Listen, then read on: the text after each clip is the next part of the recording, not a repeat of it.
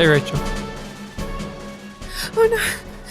It's Discovery in the distance. No, Rachel, that's not us. That's not us. It's coming for me. No, Rachel, we've watched For me. Discovery. It's gonna pull me in. No, Rachel, we've watched it. We've watched it already. The next season. This ain't us, Rachel. This isn't us, man. This isn't you, man. I'm not going back there, man. With the cockroaches on my face, on the pillows. I'm not going back to Discovery, which is the place of cockroaches. Rachel, hello. How are you doing? Other than being fearful, of course. Yeah. Other than that, I'm doing okay. Other than that, you're doing okay? Yeah, I've enjoyed an episode of science fiction. What? One that I haven't seen before. This is new. I didn't know that you hadn't seen Star Trek Discovery before. Maybe we should rewatch. Discovery. Oh no! But that's where Yum Yum's from. Discovery is coming for me, but in this It's always coming for us.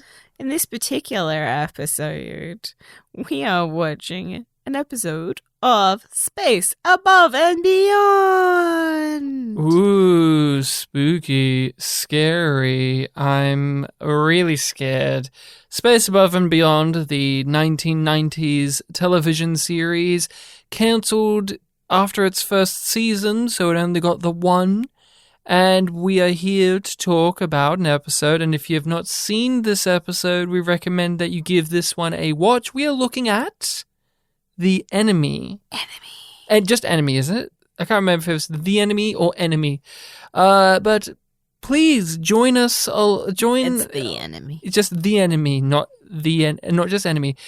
Join us in our watch along of this, our discussion, our fun and talk, because yes, we are not spoiling anything other than the previous episodes we have watched, and this one. Rachel has never seen Space Above and Beyond before. I have seen it, and that's why I am here today to just look at this again and go, I wonder what that would have been like as a first-time viewer, because I haven't, I can't go all the way back to that. So we've got Rachel here, and Rachel, you're a first-time viewer. You can look at me and go, what's it like for somebody rewatching this?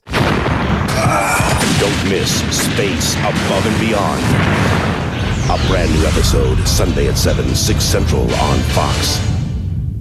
What is the plot according to the DVD for this?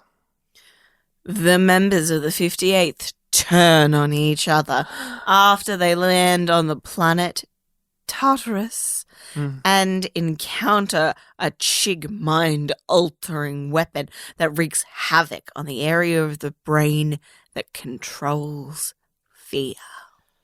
The fear episode. Now, you guessed last time that this was not going to be an actual episode about the Chigs. You thought it was going to be a from within type And story. I was right.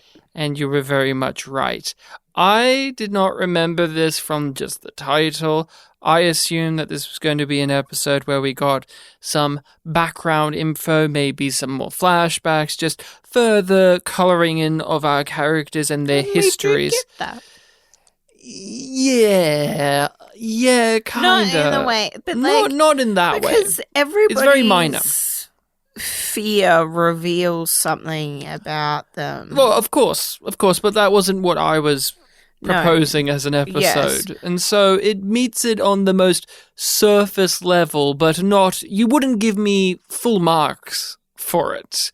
You would say, well, okay, you maybe skate by. You get it on the fringes.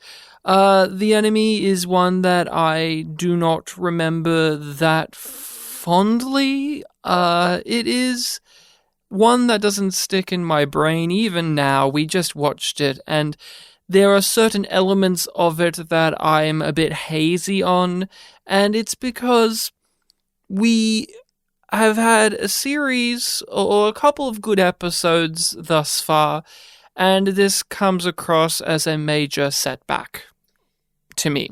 Too much telling, not enough showing. I want to jump in here. I like the idea of the weapon. Oh, yes. The idea of the weapon is great. I don't like the structure that they've used for this episode. As soon as it opened, I was like, oh, you're doing... In media res. You're doing this? And specifically the court-martial-y situation where it's like it's all of them getting interviewed and then it cuts back to their experiences. Yeah. I was like, this isn't what Space Above and Beyond does best. Well, what it really highlights as well, what you're talking about is the in-the-moment experience of watching it, yes? Where even in the beginning, you go, oh, this isn't a strength of the series. And it proceeds not to be in this episode. But looking back on it, when you finish it and now we're here, it really doesn't work because... Now, correct me if you think otherwise, but that framing mechanism really only came across as a way to add dramatic weight to it and pad out the story. Yeah. It itself didn't add anything of worth to me. In fact, I didn't believe that Commodore Ross or McQueen would be this way at all with what we've known of them. I just didn't believe them in the entirety of the framing mechanism, especially with what we were cutting back to. Especially with what we were cutting back to. Coming off of Eyes... Oh, it was undercut. Oh, undercut, but coming off of Eyes where characters like Hawks did traitorous acts and did acts that could have warranted this action here. Yeah. But you saw Hawks and you saw McQueen and Commodore Ross be far more understanding of their men. And when I say men, I mean, the 58th. Being far more understanding of them than they are here. And it only is like that because this needs to serve as something to get the audience to sit in and go, ooh, tell me more. Yeah. It's just a contrivance to hang the episode off of. And it's lacking. Mm-hmm. Because it never feels true to those characters. It's just like, yeah, this makes sense. If something's gone wrong on a mission, there's going to be that sort of debrief / maybe an interrogation. But it's also like, it is very serious to refuse an order, but it never feels like it's going to be worth pursuing.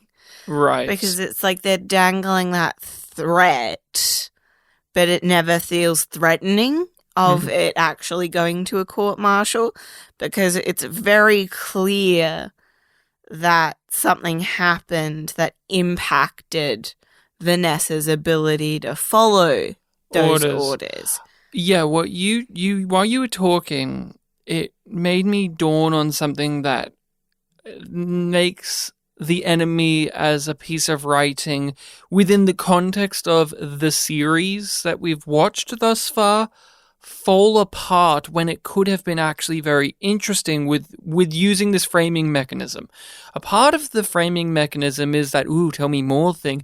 And a huge meat on that hook is it's about Vanessa having done something who, out of all of our people, out of Shane, most by the books, but also she is the least likely to go emotional or least likely to do anything. She stays level-headed the most. So you want to know what would push that character to break from the regs like every other character we've seen. Maybe this episode will give us something emotionally compelling like it has for West. What pushes her buttons? What pushes her buttons, and maybe what we see pushes her buttons will be her character flaw that we'll see explored in the show because each other character has such a thing. West, his girlfriend, is a big motivating driver, and the bigotry that's within him towards the tanks and the chigs. You have everything with Cooper Hawks that we've already gone through in previous discussions.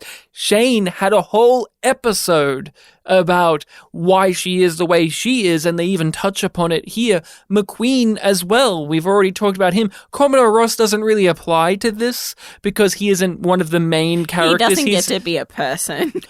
Well, not in this episode. No, but like... he has a personality. He has a personality, but he is there to fill a role, not be a character. Well, yes, I can see where you're coming from. It's kind of hard. Here's what I'll say about Commodore Ross. Then this is because Eyes is so fresh still in our brains. It's hard for me to agree with you, but I think it's because Tucker Smallwood makes this guy feel so alive that I struggle to agree with the statements you're making. But scripting-wise, they haven't done a lot, and they're not needing to. So going back to Vanessa, having this framing mechanism say we are going to see her be pushed to the brink so much that she's going to disobey orders, I'm excited to know why, but I'm also excited to see how this will make her tie in as a bigger player in this series, because her and Wang haven't really gotten to be that. They haven't gotten their oomph factor like everybody else, yet they are main players. Wang has had more of an overt personality. He has his quirks, such as his love of sports, which continues on, and he's a little bit of an arrogant guy. And Shakespeare. And he's a little bit of a hothead. Every now and then he'll flare up, and we'll see it flare up a lot in this. But when you go back and we're talking about it, they fuck it up. Because the reason Vanessa goes crazy, isn't that interesting? Doesn't really say much about her. No, it's a very basic fear that we never really understand. We never understand what sparked that. We understood what sparked it for everybody else. Like, Cooper is afraid of confined spaces because he was born in a tank. Understandable. And he also feels very limited in his life. And Vanson is afraid of the dark. Yes. Because of silicates murdered her family and she had to hide in the dark. She doesn't like the unknown. And West is obviously panicked about not finding his girlfriend, not finding her, and feeling like he has lost her. And that's I forgot her name. Clyden. And another thing about Cooper is they also set up his annoyance with the helmets because he had to cut the thing off the back of his helmet because of his belly button. They've set up his frustrations with helmets in the series already. And Wang, they ham-fistedly explain why he's afraid of cockroaches in this episode. Oh boy, do they. It's awkward. The acting isn't great on it, and the line is just so embarrassingly clunky. I ain't going back, man! I ain't going back! Man. Now we're saying man all the time. It's very artificial. But Vanessa, I keep forgetting, even when I'm watching it, that she's supposed to be the character that I'm looking at. Is she? We start with her, but it loses that thread, especially because for a huge chunk of the episode she's left behind. And it starts with her, but it doesn't stay with her. The framing mechanism keeps trying to say it is about her, though, and yet the story we keep going back to like a really retrofit. Isn't. It feels like we haven't really given her anything to do. We'll make her more of a focus in this one, and there's not enough time to do everything that they wanted to do. And yet, what do they fill up the time with? Nothing. Nothing. They need to get from A to B, and they don't stay anywhere or do anything. This was it's like, we got to do this. We got to do this.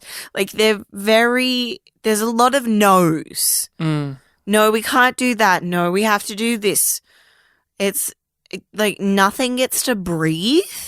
And you could argue that is the intention, because they are falling apart because their fear is heightened, and we are seeing them turn against each other and collapse. Literal level, of course.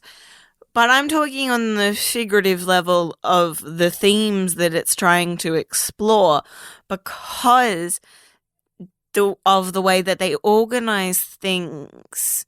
Nothing feels fully developed. It feels like they had so many ideas and they were so excited by those ideas, but they ran out of time figuring out how they worked in this episode, in this show.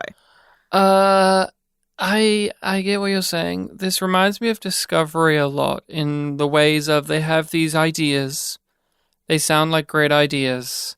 On paper, there's lots to do, and then you get around to actually doing it, and there's actually not a lot. Because there's not a lot. This episode is, they go down to some spooky planet that's the name for, is it the Greek version of hell? Tartarus? I think it's the Greeks. Forgive me if I'm wrong. But it's very on the nose. Have a line about and he says it different to how it's usually said, but that's okay.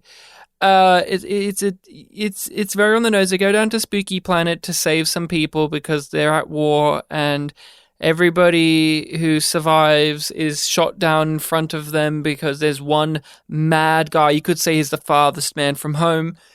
And that was a warning sign to come, which is, not only is it the Spooky Planet with the fog machine on and the lights. They use the fogs. That fog. But, and they, sorry, just a side note to slightly rag on the production of this episode. Mm-hmm. They really try and make it look like they have multiple minds. Oh, they have like two. One that's broken, one that's not. That's the two they have. Yeah, and they use them over and over again. You know what's really insulting is they have the Marine that's insane and he's shooting in all directions and he's singing and he's crazy. And it's insulting, especially after an episode like Ray Butts, where Ray Butts showed us a nuanced, deep, and multifaceted portrayal of a Marine who has lost it, who has lost their edge, has loosened a screw in there, there's something wrong with them, that they're depressed or can't cope. Yeah. Ray Butts was unhinged. Yes, he was damaged, and he was... But this one goes, I'm crazy! It's two-dimensional. Like the farthest man from home, where we never got to know that guy, and we never got to know this guy either. And I don't need to know them, but it's a cheat. It's a cheat to manipulate the audience to feel something because, oh no, that guy's gone crazy. Must mean that they're going to have to kill one of their own. Oh, yes, or that means that the things happening on this planet must be real bad, and the device that's being used against our crew, they're going to end up like him. Whoa, hopefully that doesn't happen. We've already been told things. We've been told and told and told. This battle's been going on since the beginning of the war, even though a lot of people think there's no strategic value. A guy told me there's a high rate of MIAs. I heard friendly fire. There's thousands of casualties. And though neither side gains any ground, it's got some weird hold on the brass. They call it Tartarus, a place beyond hell. Do you care about the mission they were going on? No! No! Was there any intrigue? Was there any intrigue to it? No! Was there any suspense? No! Did you feel the weight of war? No! That's important. That's important for this series when it comes to delivering information, because we need to care about that. Yeah. We cared about it last week. There was lots of exposition in that. We had a news reporter character to give exposition. We had Wang, we had West, we had Cooper Hawks, we had McQueen and Commodore Ross and Hayden, and so many people gave exposition in that, but it didn't matter because it was woven into the story well enough, and the story that we were watching, we were invested in. Yeah. Simple storytelling. Things didn't stop. Things didn't stop, and things were happening. They go to a spooky planet with a fog machine, get flashed by some lights, and start screaming the same 4 phrases at each other until the episode decides that we can end it now. And they go to bed. That's the episode. The episode is that. Sorry, I lost it when it was like, and nighty night, 58th. Good night. Did Commodore Ross tuck them in and give them a kiss on the forehead? The Queen says that they've earned their rest. They've earned it, yes. They need some R&R. Spoiler alert, that's the name of an episode. Late in the show is R&R because they finally get to have some. Oh, after their leave was cancelled last episode. Yeah. I'm being very harsh on this, but what did you think overall? Oh, it was a turd. Where does this fall for you in the ones we've watched, including the pilot film? Low, but not bottom. What's the bottom? I think it's that second West episode. The second? You mean the first episode of this series? Yeah. The Farthest Man from Home. Okay. Interesting. Yeah, I want to say that, but there was things that I wanted to watch in it and talk about. Like, okay, here's where I draw the line. I wanted to say The Enemy's better than that because I also didn't like The Farthest Man from Home. Hence, I use it as a reference point for when the show fucks up. But at least The Farthest Man from Home had, like, those subtle details in the direction, like the door. The door in the ending where the guy from Aerotech leaves and it shuts the door and the door is saying in itself, this is by Aerotech. Aerotech, this guy owns everything. Yeah. That was something that got my brain clicking and I'm still talking about it. The Enemy has nothing like that. Nothing. No. Not a singular thing.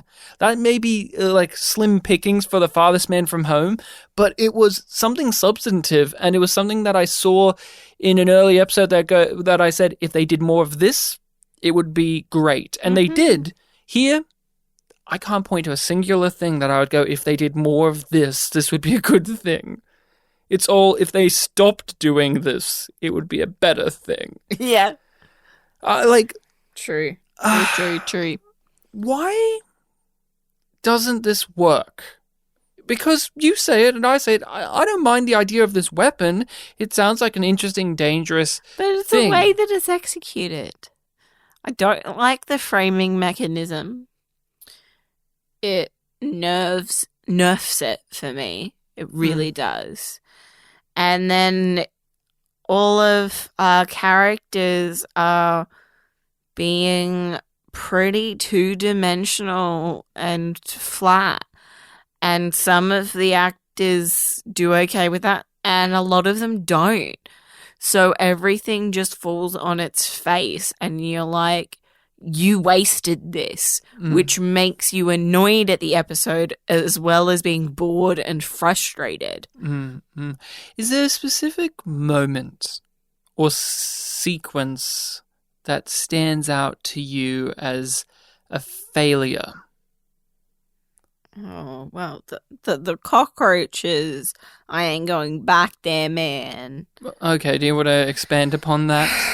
Because we've just said it and we haven't actually talked about it. So Wang's afraid of cockroaches. It's set up throughout the whole episode. Well, that's a touch I like, is that bugs just travel to and from places. That's the thing I like in sci-fi. Light years Yeah. without oxygen, and it's just like, yeah. They're cockroaches. They suck. Yeah, they do. And then they're big ones. Yeah, they're big boys. That was a neat detail, but Wang, his fear is cockroaches. Yeah. So we get to the point where it's at the end and they've been hit by this weapon again, and it's like hitting their fear factor harder than ever before.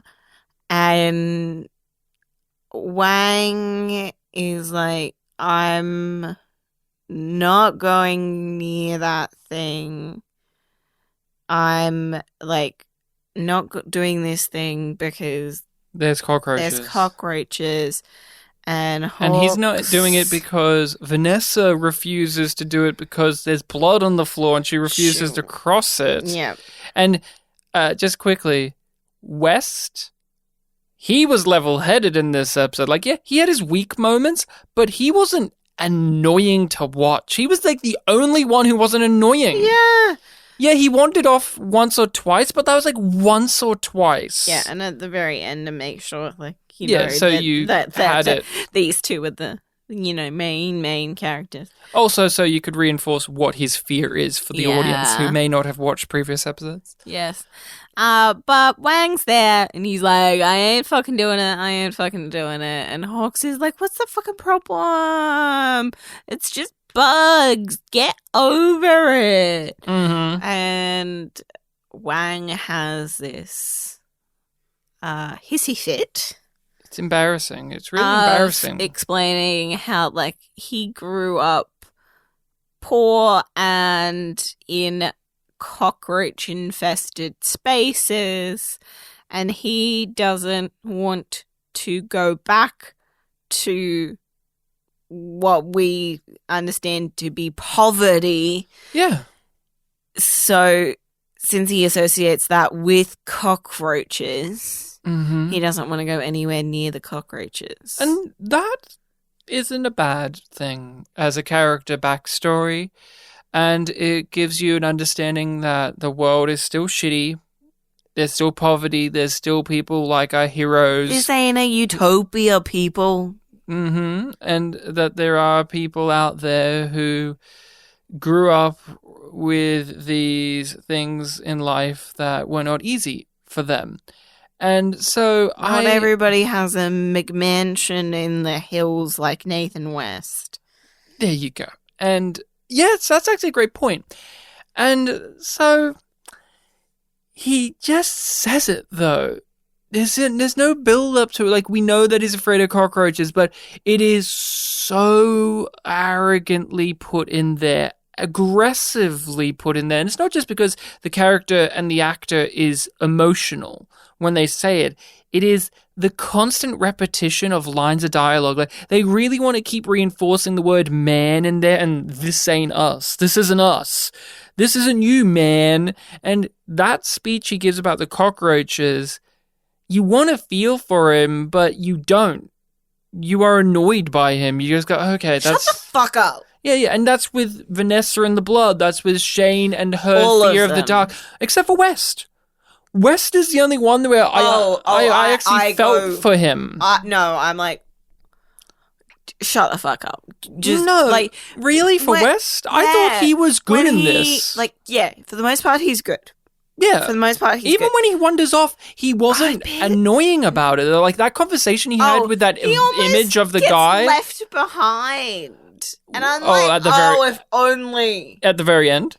Yeah. Well, yes, but even then, he didn't. He knew when to turn back. He wasn't just stark raving crazy like the rest of them. Blindly, And he doesn't let his fear conquer him as easily. And so he was actually the character I liked the most. And his acting, the actor did a great job at not overcooking it like the others did. And that's the thing. Every other actor, including McQueen, who isn't even afflicted with the fear device, overdo it in this episode. There's just something about the acting is just too... The director? Who was the director for this one? I'm not too sure, but I thought West was okay here. And that scene he had with the image of that soldier with the blind eye, that was actually quite spooky. That got me. I went, okay, if this is the episode, I'm in. Oh, and see, then I went when that he disappears, I'm like, oh, fuck off. No. Here's why I say fuck off to that in retrospect. It's one of the very few moments like it. When I walk into their fear is so heightened that they're going crazy, I assumed that the cockroaches and the blood and things would not actually be there. They would be in their minds. But no, the cockroaches and the blood are actually there. And since those are the two fears that mainly take up the story and mainly take up the scenes and the dialogue, it's really bizarre. Like, when you agree, like, when you walk into this, you expect more of the psychosis-inducing things to be like West's, where it's these imagined voices in his head and these imagined images that he sees. And yet, with Wang and Vanessa, they are actually justified. Like, there is a pool of blood right there. There are cockroaches in his helmet. Isn't that strange? Yeah. Like, that's why I was pissed off when it did happen. Because I was like, oh, you were not doing that thing that I was fully expecting you to do and would have been disappointed in. And then you had to go and do it once. Yeah, you know what it is? I actually don't know what it is. Okay, I was going to say something. It makes no sense.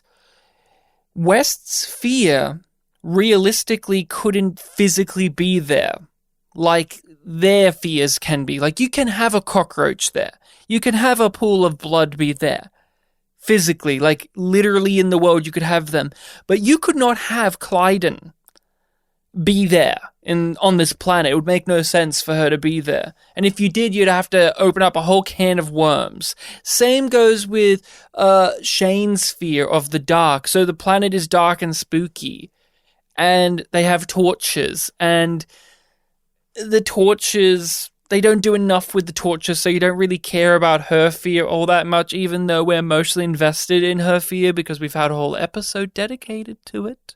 Rachel? Yes. I remember that. Thank you. She also heard silicate AI noises on the radio in that one moment. So her and West's fears, hers being silicates and his being his girlfriend being out of his grasp, they physically couldn't be on this planet, or else you'd have to write a whole different script for it. But the bugs and the blood can be, so they are. Yeah. Why? Really? When she when Vanessa had the blood all over her hand and she was showing it off, I was expecting Cooper to be like, "What blood?" Yeah. But he's like, "It's just a bit of blood." It was a lot of blood. Yeah. And so it's like, have they not encountered this before? And like, how have they been in this war for however long it's been? Mm-hmm. What did and not encountered blood? Right. What did you think of the threat of the mines? That they couldn't just walk around easily outside because there's mines? Oh, it was only important when it was convenient. They did that a lot.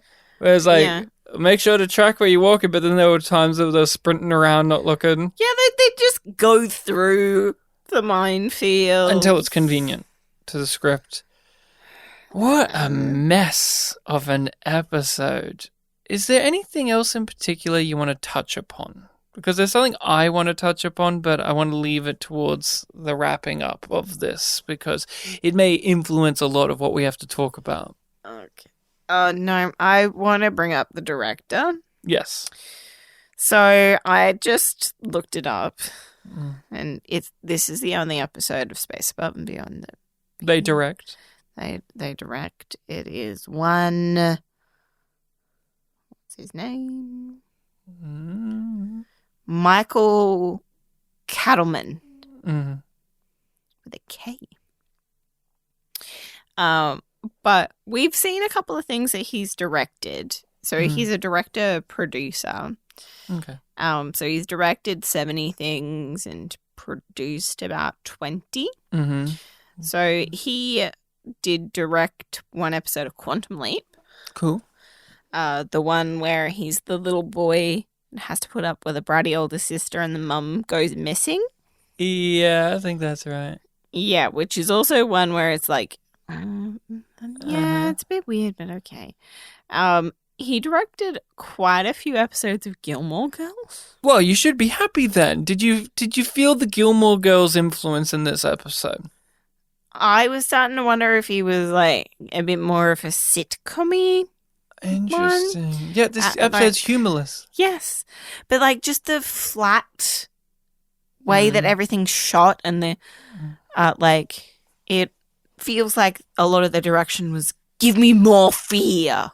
Yes. Emote more. Louder. Louder. Just like play to the nosebleeds sort of acting. We cannot stress this enough for you people out there. If you have not watched this episode of Space Above and Beyond, congratulations, you're listening to a podcast talk about it for some reason. But if you've not watched it, this is 45 minutes long, roughly.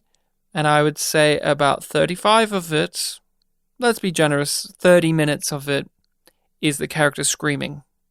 Just screaming. Yeah. Yelling and screaming and saying the same things over and over again. And it's maddening, not in the way that it should be, No. but in a way where it makes me want to stop watching it. Yep. He also directed an episode of the Birds of Prey TV series. The short-lived Birds of Prey The TV 14 episode 2002, 2003. That's about half of what this is. Yeah. Space Above and Beyond, so... He also directed a couple episodes of Smallville. Oh, that makes sense. So CW seems to be where they live. But they also did... what was it? They did an episode of X-Files. Oh, okay. Maybe that's where they got him. Yeah. Was that before or after Space Above and Beyond? So Space Above and Beyond's 95, 96. With X-Files, that was before. X-Files is before. It was 93 that Okay. he did the episode of X-Files. Okay. So it makes sense. But Probably one of thing theirs. that I wanted to bring up is that he was a producer and a director Okay. of 5 episodes of a new Netflix show. Oof. Is it a good show? No. Is it one I've watched? No. Then I have no clue. There's too many bad Netflix shows I have not watched. So I'm not going to be able to tell you. It was a remake one. They do a lot of those too, Rach. Is it a remake of something I liked? It's universally hated, I do believe. We watch a number of YouTube videos dissecting why this show is awful. Is it an adaptation of a book or pre-existing show or movie? Both, technically. Is it like a comic book thing? Yes. Oh, Netflix Mhm. comic book. It's not one of the Marvel ones, is it? Mm-mm. So it wasn't Iron Fist, because I know that got a lot of scrutiny. Oh, boy. No. No, what was it? 2021. Huh? Also, recent. Yep. I have no clue. It's a manga adaptation. Oh, it wasn't Death Note. Nope. That was a movie, wasn't it? Mm-hmm. Oh, I don't know. Cowboy Bebop. Oh, fuck. Oh, fuck me. Oh, I forgot that existed, Rachel. You can't just drag Cowboy Bebop Netflix into this fucking room. But remember all the criticisms that we heard about that show? Oh, you mean it's a bunch of people on a spaceship fucking yelling at each other and then making awkward jokes? Yeah. So you have brain damage. No. Yes. I don't know, dickwad. All I know is that when I woke up, I didn't remember who I was, where I was from, or why I was there. I didn't even know my own name. So that's the scam. Whitney wakes up amnesiacs, pretends to be their family, steals their benefits. Why didn't you tell us? You could have been straight with us. Eyes is the end of an era for Space Above and Beyond in a minor way, which is Glenn Morgan and James Wong writing the episodes. They don't write every episode. For a period of time, they were writing every episode. That's the last episode that they wrote. Now, this is a different writer. This writer is the story editor for the entire run of Space Above and Beyond.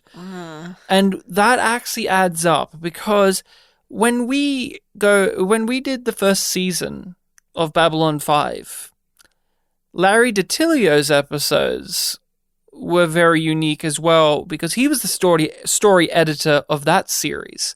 And I'm noticing a pattern with both of these people. Now, again, we'll give her a chance. I don't know how many others she writes, but the story editors for Space Above and Beyond and Babylon 5, when they are given the chance to write a script, have a similar beat to them, which is they know the characters in a rudimentary fashion. So they could tell you that Wang likes sports and is a bit of a hothead. They can tell you that Cooper Hawks is a tank, he's afraid of enclosed spaces, and he's a hothead.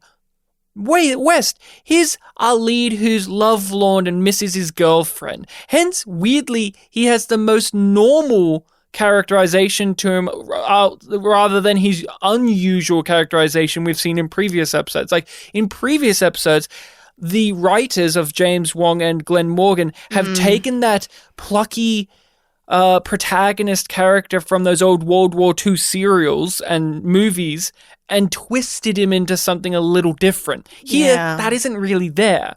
And Vanson, she's a badass with a tortured past whose parents got killed by silicates. And then McQueen and Ross are the military leaders who are their boss and they're stern. Yeah. They understand the characters from having to edit the stories of other scripts, but they don't actually know the stories and the characters and the world. Those characters. They can write them in the most boilerplate fashion. And that was very much how Larry DiTillio worked in B5, in which he had a more deep understanding. Like, there were characters he specifically liked. He had his favorites. He had his favorites, like Londo and Ivanova, especially Ivanova. Yes.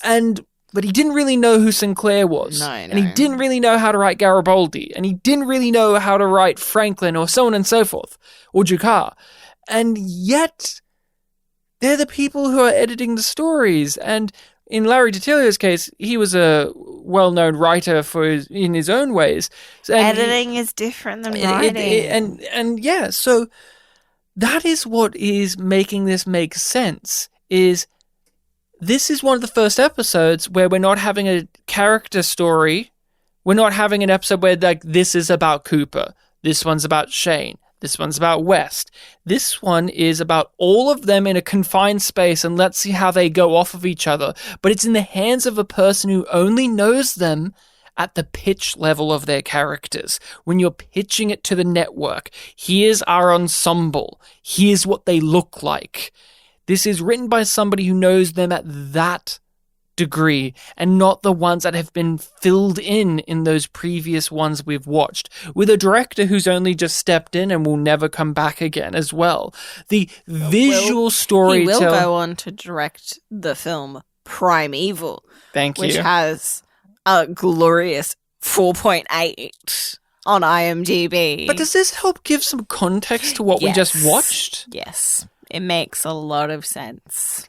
Because you could have told me what I just told you, or that this was the first episode of the show. Like, this could have been swapped with The Farthest Man from Home and you wouldn't have really felt much of a difference. Right? Where it's like early, here's our characters and here's what they do. They're soldiers, they're Marines, and here's a spooky situation and there's aliens. And also, the situation of the war being there, and we're told about it, but we don't care about it. We don't see it. Yeah, we don't see it, and we don't feel the weight of it. Unlike in the last 2-3 episodes where we felt the weight of the war, even if the Chigs weren't physically there to impose it. It's disappointing. It's a yum from me. Yum. It's a yum from me as well. Yum. Yeah, on our impervious scale of yum being bad, yum yum being good, this is the biggest yum I can give thus far. Mum, it's the smallest yum I can give it. Ooh. So spooky. What will we be talking about and watching in the meantime? What's up next? The episode that is next in our journey with Space Above and Beyond is entitled Hostile Visit. Hostile visit.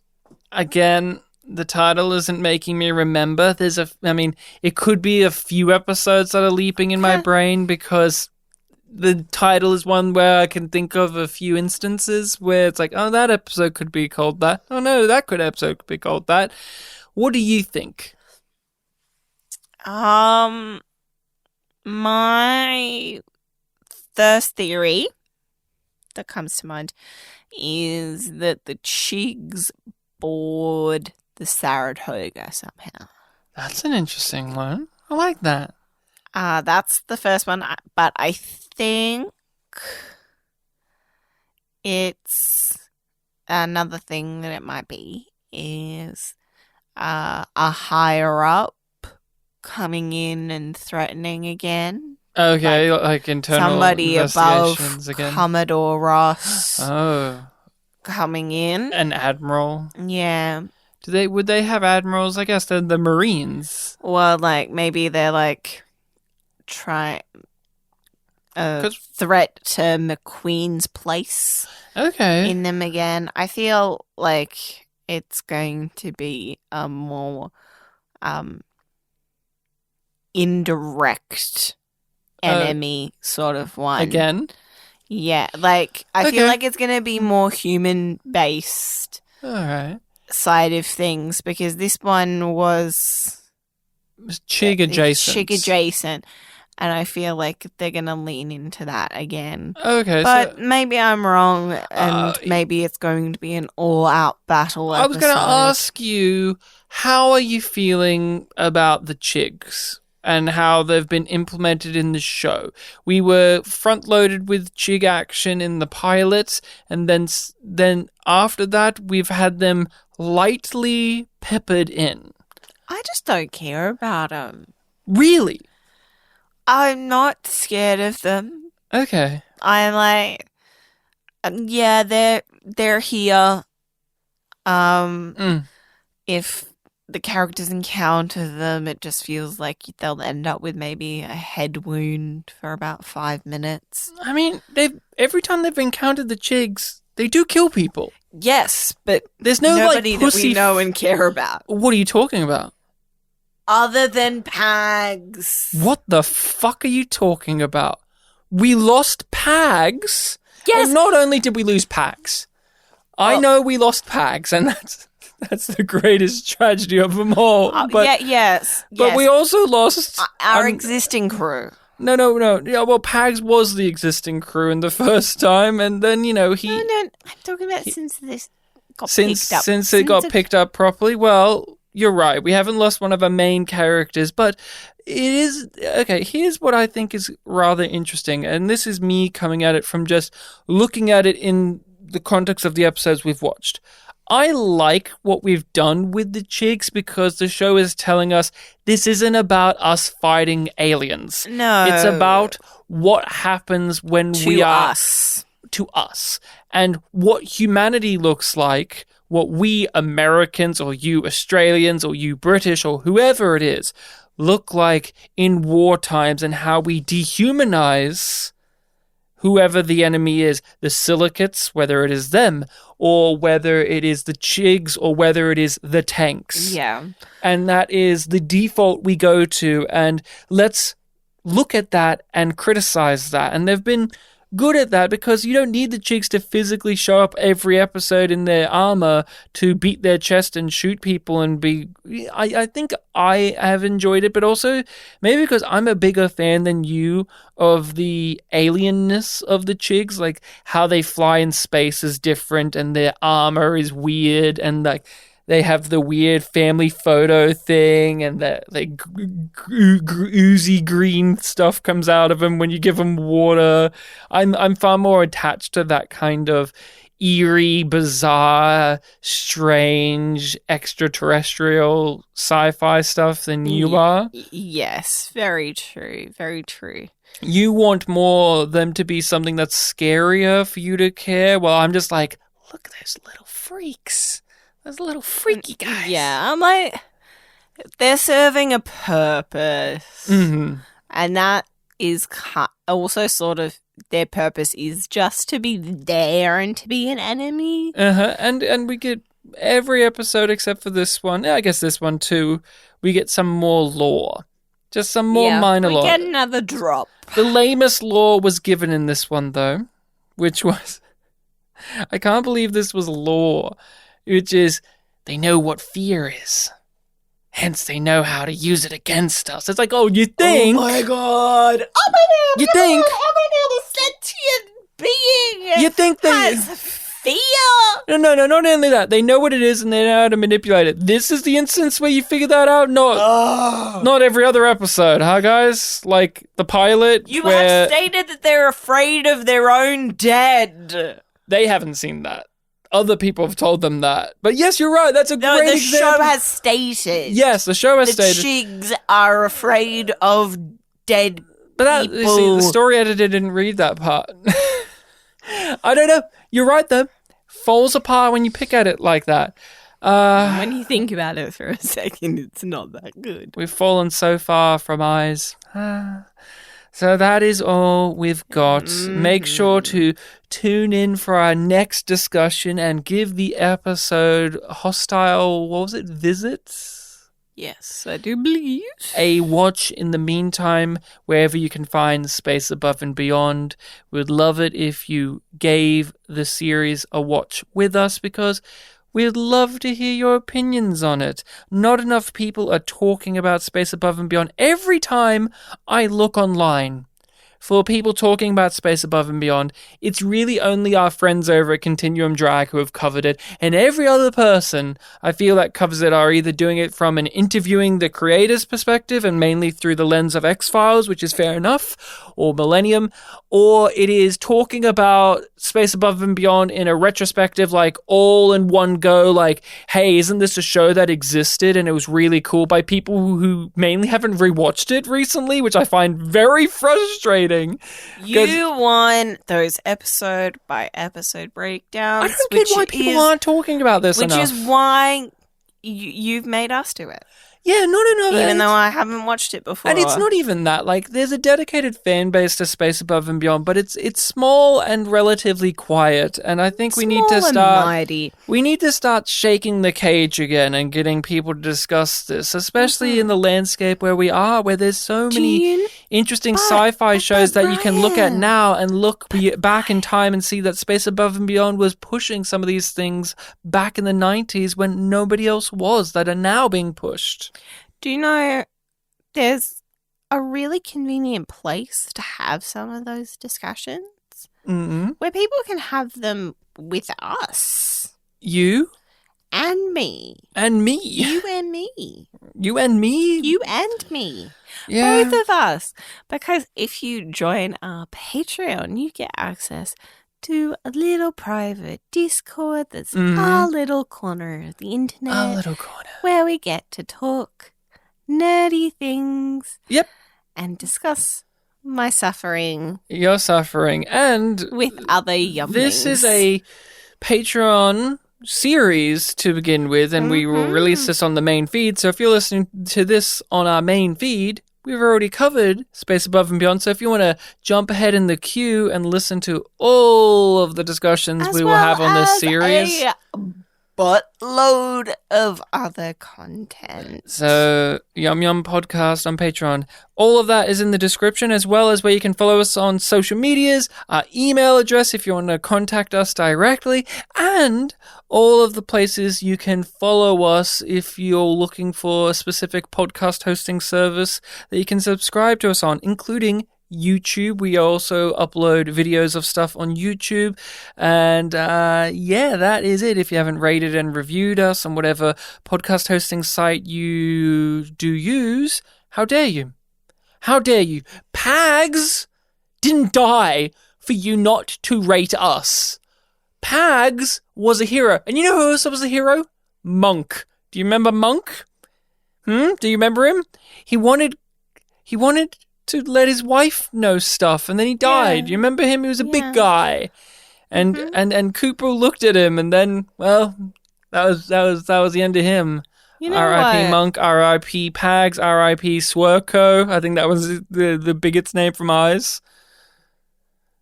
We need to see Cooper's plane again and see R.I.P. Pags. Yeah, I wonder if any of their planes still have their mark on them, they painted or on them. if that was too annoying for the CG assets, and instead you can just have them all be one, and then you can flip them and spin them and loop them and do whatever you like. Laziness with CG.